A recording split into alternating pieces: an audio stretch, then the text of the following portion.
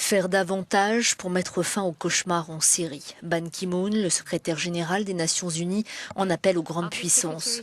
Au Conseil de sécurité de l'ONU, réuni en urgence dimanche à New York, les pays occidentaux mettent Moscou en accusation. Pour l'ambassadrice américaine, la Russie soutient un régime meurtrier en bombardant Alep aux côtés de l'armée syrienne. Quand la Russie adhère à une fiction, nous devons le dénoncer. Ce que la Russie est en train de faire, ce n'est pas de la lutte contre le terrorisme, c'est de la barbarie. Son homologue russe, Vitaly Tcherkin, ne nie pas les frappes aériennes, mais les justifie par la lutte contre les groupes extrémistes qui, dit-il, prennent en otage des civils.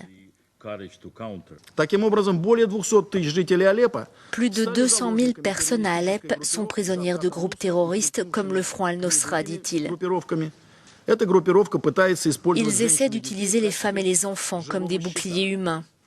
L'aviation est utilisée seulement contre leur position et les bombes sont guidées par laser. L'ambassadeur britannique dénonce des violations flagrantes des lois internationales et évoque la possibilité de saisir la Cour pénale internationale. Les habitants d'Alep font maintenant face à un assaut implacable et sans précédent de cruauté.